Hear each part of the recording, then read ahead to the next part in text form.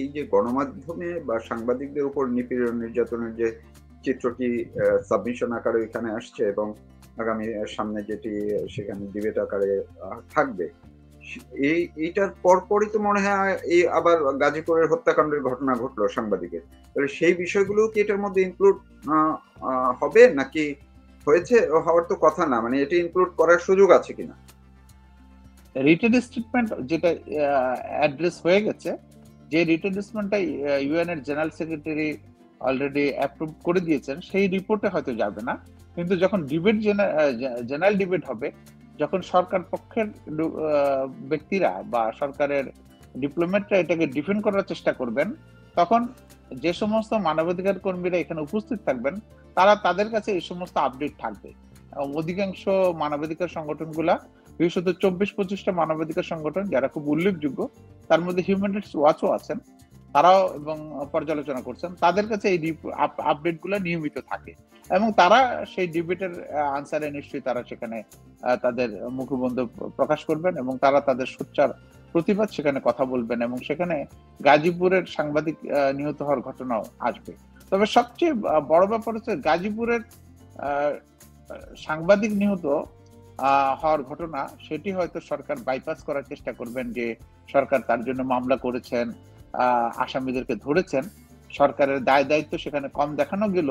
কিন্তু মূল যে বিষয়টি কি, আমি যে প্রতিবেদনটি পড়েছিলাম সেখানে 3জন সাংবাদিকের নাম বিশেষভাবে উল্লেখ আছে, যেখানে ফারজানা রূপা, শাকিল আহমেদ এবং শাহরিয়ার কবির, প্রবীণ সাংবাদিক শাহরিয়ার কবির, এই 3জনের ঘটনার প্রবাহ খুব বেশি উল্লেখ করা হয়েছে প্রতিবেদনে।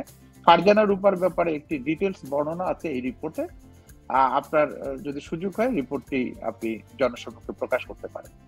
তো এই রিপোর্টে এই 3জন সাংবাদিককে বিশেষ অ্যাড্রেস করা হয়েছে এবং আমরা দেখেছি গত জুন সেশনে ফ্রিডম অফ এক্সপ্রেসের যিনি স্পেশাল রিপোর্টার মিসেস আইরিন হক, আন্তর্জাতিক মানবাধিকার কর্মী আইরিন হক, তিনি সরকারের কাছে এই ব্যাপারে একটি জবাবদিহিতার একটি চিঠিও দিয়েছিলেন।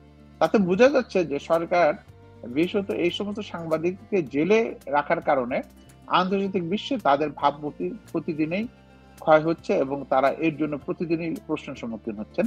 সেটা খুব বেশি নোবেল লরিয়েটের মাধ্যমে, নোবেল লরিয়েটকে মাধ্যমে আড়াল করার খুব বেশি সুযোগ আর নেই। জি, সরি। তো এই সেশনে নরমালি গভর্নমেন্টের জায়গা থেকে কারা থাকেন এবং তাদের ভূমিকা সেখানে, মানে কোন পর্যায়ের কর্মকর্তারা সেখানে আসতে পারেন? মন্ত্রী পর্যায়ের বা উপদেষ্টা পর্যায়ের কিংবা সচিব পর্যায়ের কি কেউ আসবেন? আপনার ধারণা আছে কিনা? নাকি আরো নিচের দিকের যেন তেন ভাবে তারা এটিকে ফেস করার চেষ্টা করবে? এটা নির্ভর করছে সরকারের ইচ্ছা পোষণের উপর। তারা এই বিষয়টাকে কতটুকু ফেস করতে চাচ্ছেন সেটার উপরে বিশেষ নির্ভর করছে। বিশেষত আমরা দেখেছি যে গত মার্চে যে সেশন হয়েছিল সেখানে 2 দফায় বাংলাদেশ সরকারের উচ্চ ডেলিগেট এসেছিলেন। জনাব আসিফ নজরুল এসেছিলেন, তার সাথে এনজিও প্রতিনিধিদের মধ্যে থেকে বিশেষত মানবাধিকার সংগঠন এবং আইনজীবীদের পক্ষ থেকে অনেকে এসেছিলেন। আমরা দেখেছিলাম সারা হোসেন এসেছিলেন, ডেভিড বার্গারম্যানের মতো ব্যক্তিত্ব এসেছিলেন, আরো মাহফুজ উপদেষ্টা উনিও এসেছিলেন এবং অনেক বাংলাদেশের সিভিল সোসাইটি থেকেও কিছু লোকজন এসেছিলেন। তারা এগুলো ফেস করেছিলেন। সেই সঙ্গে ছিলেন আমাদের এখানকার যে পার্মানেন্ট মিশনের যিনি পিআর, পার্মানেন্ট রিপ্রেজেন্টেটিভ, তিনিও ছিলেন।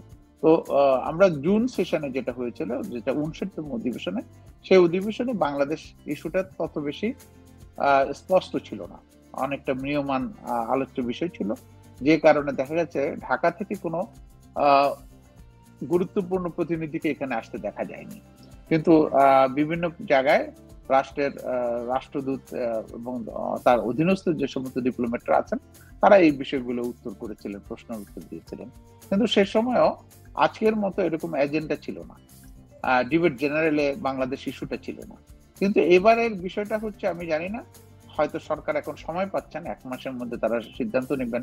সরকারের উচ্চ পর্যায়ের প্রতিনিধিও আসতে পারেন, অথবা সরকার উচ্চ পর্যায়ের প্রতিনিধি যদি না আসতে চান, সেক্ষেত্রে অ্যাম্বাসেডারকে উত্তর দিতে হবে রাষ্ট্রের উপর থেকে পাঠানো যে প্রেস রিলিজ, তাদের যে প্রেস নোট, সেটাকে বেস করে রাষ্ট্রদূত এবং তার প্রতিনিধিদেরকে এই প্রশ্নের উত্তর দিতে হবে। আমি জানি না, সরকারের সাথে আমার কোনো যোগাযোগ নাই, রাষ্ট্রের দূতাবাসের সাথে আমার কোনো যোগাযোগ নেই, তাদের কাছ থেকে এই বিষয়ে আমি তাদের কোনো ভাষ্য জানি না। কারণ যেহেতু এখনো 1 মাসের কাছাকাছি সময়, তো তারা কিভাবে প্রস্তুতি নিচ্ছেন, দে নোজ ভেরি ওয়েল।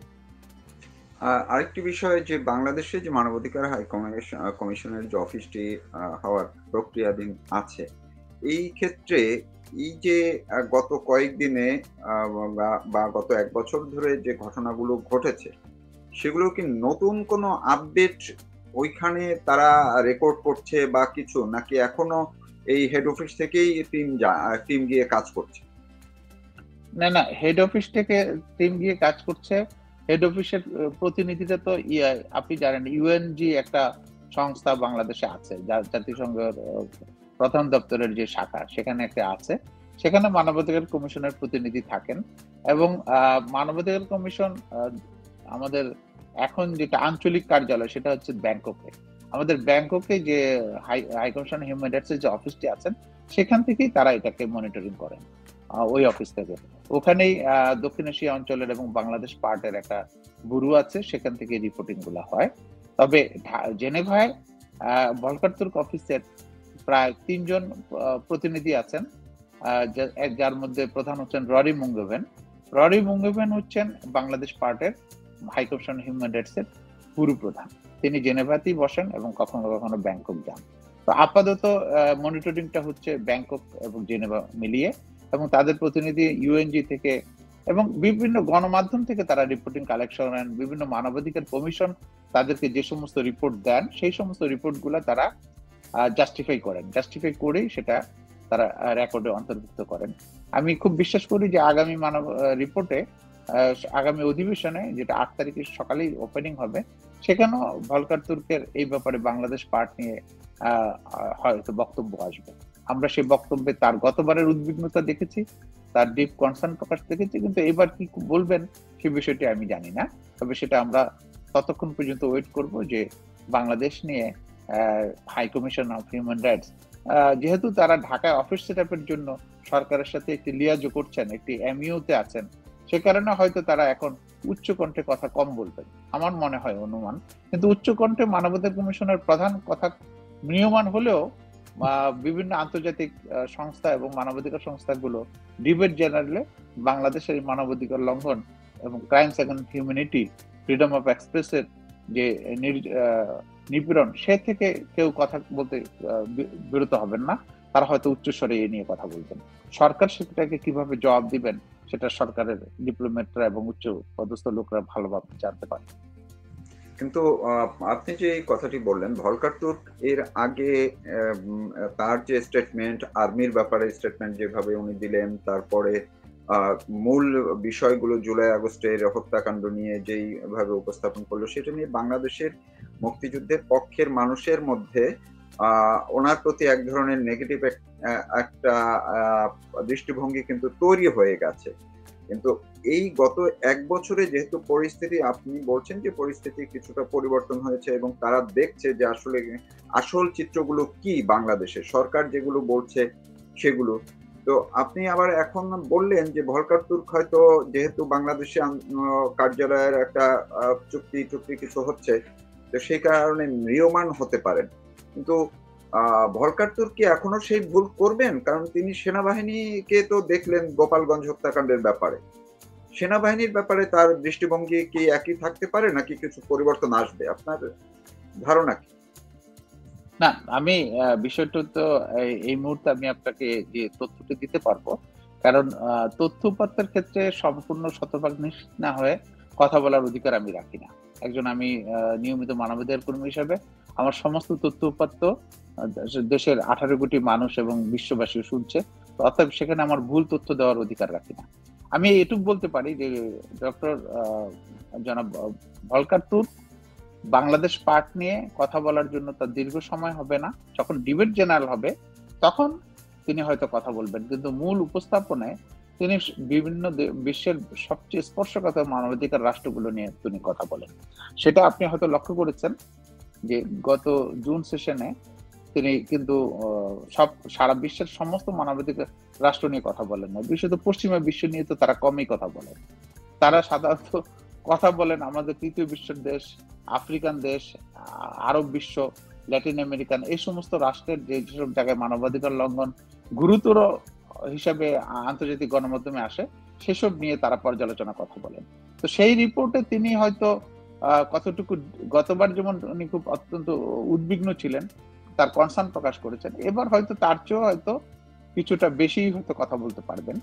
কিন্তু সবকিছুই ভলকার তুর্ক নিজে বলবেন না, তার রিপোর্টের মধ্যে দিয়ে, তার অফিস ফ্যাক্ট ফাইন্ডিং এর মধ্যে দিয়ে প্রকাশিত হবে। এবং তিনি কি ভূমিকা নেবেন, সেই ভূমিকার একটি বড় অংশই হচ্ছে ঢাকায় অফিস সেটআপ। ঢাকায় অফিস নিয়ন্ত্রণের মধ্যে দিয়েই বাংলাদেশের মানবাধিকার লঙ্ঘন তারা এখন যেটা মানে সাদা চোখে মোটা চোখে দেখছেন, সেটা অনুবীক্ষণ যন্ত্র দিয়ে দেখার সুযোগ হবে তারা যখন ঢাকায় তাদের অফিস সেটআপ করবে। তো মানবাধিকারের কতগুলো ক্লজ আছে, কতগুলো রুলস এর মধ্যে দিয়ে তাদেরকে দিতে হয়। গণমাধ্যমে বসে কথা বলে বা আমি টকশোতে বসে যেভাবে কথা বলতে পারবো, আমি যখন কোনো রিপোর্ট বাস্তবায়ন করতে হবে, কখন রিপোর্ট লিখতে হবে, আমাকে কিন্তু ডিক্লারেশন অফ হিউম্যান রাইটস এর যে ক্লজ তাকে মেনেই করতে হয়। তো অতএব ভলকার তুর্ক যে রিপোর্ট, যে তার যে কথা বলবেন, আমি সেটা ম্রিয়মান এই অর্থে বলেছি কারণ বাংলাদেশে আমি বিভিন্ন টকশোতে দেখি, আমি গত 2-3 দিন আগে একটি টকশোতে দেখেছিলাম যে একজন আলোচিত টকশোর ব্যক্তি তিনি খুব জোরে সোরে বলছিলেন যে 1500 লোক মারা গেছে শেখ হাসিনার সময়, 1500 লোক মারা গেছে ইয়ের রিপোর্টে আছে, কি বলে মানবাধিকার কমিশনের রিপোর্ট আছে, ইউএন এর রিপোর্টে আছে, বলেছে 1400। কিন্তু 1400 রিপোর্টের কথা তো বলা হয়েছে 5ই আগস্ট পর্যন্ত না, সেটা তো 15ই আগস্ট পর্যন্ত। 5ই আগস্ট পর্যন্ত হত্যার দায় দেওয়া হয়েছে শেখ হাসিনার উপরে। ডক্টর ইউনূস তার বিচার করছেন, কথিত ক্যাঙ্গারু কোর্ট বসিয়ে একটি বিচারের নামে এটি প্রহসন শুরু করেছেন। কিন্তু এই 1400 বা 1500 যে হত্যাকাণ্ডের ঘটনা ইউএন হিউম্যান রাইটস কমিশন থেকে দেওয়া হয়েছে, তার দায় তো ইউনূস সরকারের উপর, কারণ 8ই আগস্ট থেকে 15ই আগস্টের হত্যার দায় কিন্তু এই বর্তমান ইউনূস সরকারের উপরে, এবং তারা তাদের সেটাকে দায় মুক্তি দিয়েছেন। দায় মুক্তি হচ্ছে মানবাধিকার লঙ্ঘনের একটি অত্যন্ত গুরুত্বপূর্ণ অধ্যায়। এই দায় মুক্তি কিভাবে তিনি দিতে পেরেছেন, এই দায় মুক্তির বিচার হয়তো ইউনূস সাহেব থাকা অবস্থায় হবে কিনা আমি জানি না, কিন্তু পট পরিবর্তনের পরে সমস্ত দায় মুক্তি আবারও ফিরে আসবে বিচারের আঙ্গিনায়। কেন আমরা দেখেছি 1975 সালে বঙ্গবন্ধু এবং তার পরিবারকে হত্যার মধ্য দিয়ে যে নৃশংস বাংলাদেশে রাজনৈতিক হত্যাযজ্ঞ শুরু হয়েছিল, সেই রাজনৈতিক হত্যাযজ্ঞে দায় মুক্তি দিয়েছিলেন পরবর্তী রাষ্ট্রপতি এবং সামরিক আইন প্রশাসক জিয়াউর রহমান, লেফটেন্যান্ট জেনারেল জিয়াউর রহমান। তিনি সেই দায় মুক্তি পার্লামেন্টে আইন করে দিয়েছিলেন, সংসদে আইন পাশ করার যে দায় মুক্তি ইন্ডিপেন্ডেন্টলি পাশ করেছিলেন। আমরা দেখেছি সময়ের পরিবর্তে সেই দায় মুক্তি কিন্তু টিকে নাই, এবং বাংলাদেশে বঙ্গবন্ধু এবং তার পরিবারের হত্যাকাণ্ডের সঠিক বিচার হয়েছে। যে আত্মস্বীকৃত খুনি হয়েছিল তারা তাদের সেই কৃতকর্মের প্রায়শ্চিত্ত তারা ভোগ করেছেন। আমিও একই সঙ্গে বিশ্বাস করতে চাই, এখন যারা খুনকে দায় মুক্তি দিচ্ছেন, নিরপরাধ ব্যক্তিকে অত্যাচারের মাধ্যমে জেলে পুরেছেন, এই দায় মুক্তি তারা যতদিন ক্ষমতায় আছেন তারা হয়তো ভোগ করবেন, কিন্তু আন্তর্জাতিক বিশ্ব এর জন্য চুপ করে বসে থাকবে না। আন্তর্জাতিক বিশ্ব এই দায় মুক্তির বিরুদ্ধে নিন্দা এবং ক্ষোভ প্রকাশ করবেন, কারণ আন্তর্জাতিক বিশ্ব দায় মুক্তি মানে মানবাধিকার লঙ্ঘনের ব্যাপারে একটি করতে পারে, তারা তাদের নিন্দা এবং ক্ষোভ তাদের লেখনের মাধ্যমে, তাদের বক্তব্যের মাধ্যমে, সেমিনারের মাধ্যমে তুলে ধরে। এবং সেটা যখন কোনো মানে স্বৈরাচারী সরকার, কোনো ফ্যাসিস্ট সরকার সেটা যখন কর্ণপাত করেন না, সেটাকে যখন দায় মুক্তি দেন, তার প্রায়শ্চিত্ত কিন্তু কিছুদিন পরে সেটা শুরু হয়। আমরা গত সরকারকে বলতে শুনি যে তারা ফ্যাসিস্ট এবং স্বৈরাচারী, তারা দীর্ঘ 16 বছর ক্ষমতায় ছিলেন, 17 বছর ক্ষমতায় ছিলেন, তারা নির্বাচন দেননি। এটি মানবাধিকার লঙ্ঘনের যে ভাষায় বলা হয়, যদি আজকে সে জায়গায় পর্যালোচনা করা হয়, তাহলে আজকের সরকার গত 1 বছরে 17 বছরের ইতিহাসকে তারা অতিক্রম করে গেছেন। গত 17 বছরের ফ্যাসিজমকে তারা অতিক্রম করে গেছেন মাত্র 1 বছরে। আর আমি মনে করি যে বাংলাদেশের মানুষ এটি খুবই ভালো বুঝতে পারছে।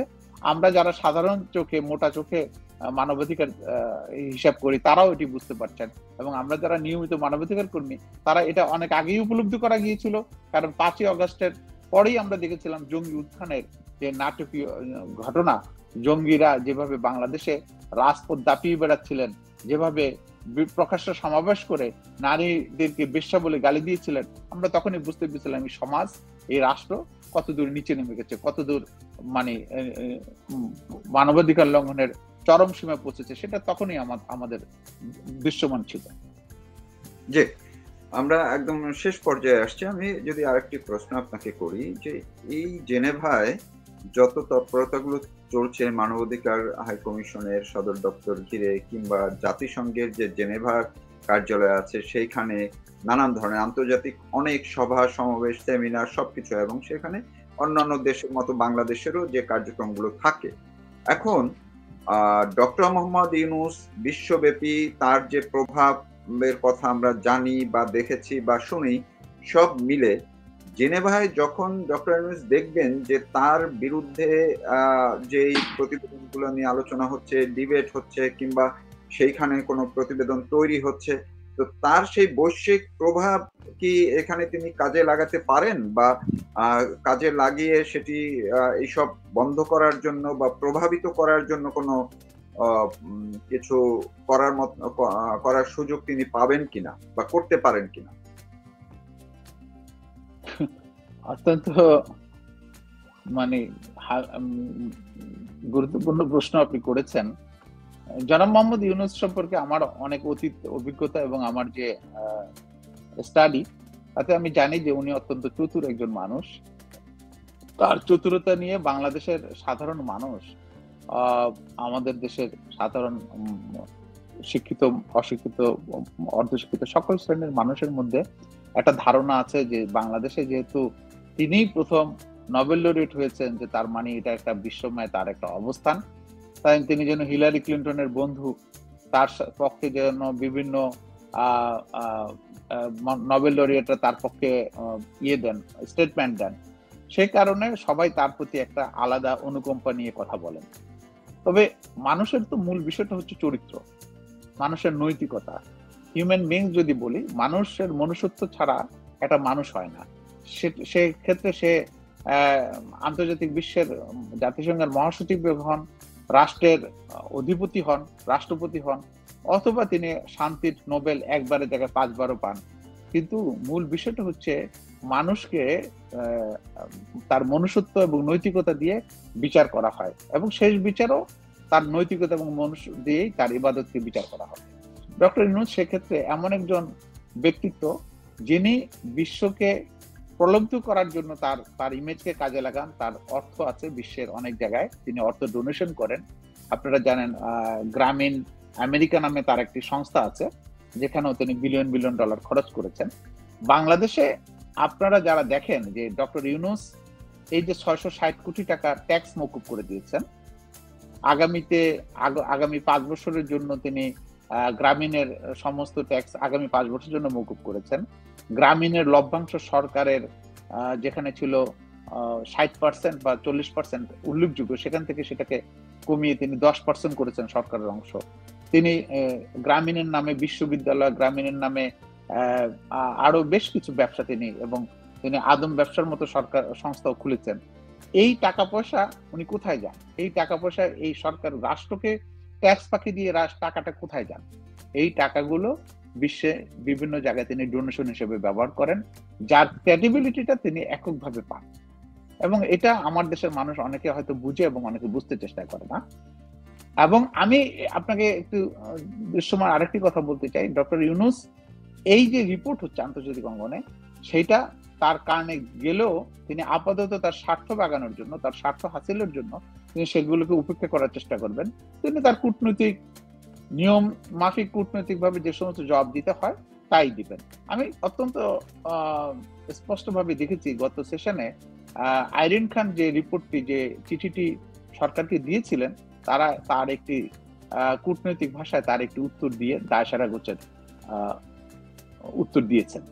তো বিষয়টা হলো জনাব ইউনূস এবারও যা করবেন, যেহেতু তার বিদায় ঘন্টা বেজে গেছে, তিনি যেহেতু বুঝতে পারছেন তিনি রাষ্ট্র পরিচালনায় সম্পূর্ণ ব্যর্থ, তিনি তার ব্যর্থতার কথা কোনো কোনো সময় অগোচরে বলে ফেলেন। তিনি নিউজ সম্পাদক নুরুল কবিরের সাথে অকবরে বলেও ফেলেছেন যে তিনি হয়তো পারছেন না, কারণ তার হয়তো এই ব্যাপারে অভিজ্ঞতা নাই। এবং ওনার এই ব্যাপারে রাষ্ট্র পরিচালনার অভিজ্ঞতা নাই, এই কথা যেমন খুব খুব বেশি সত্য।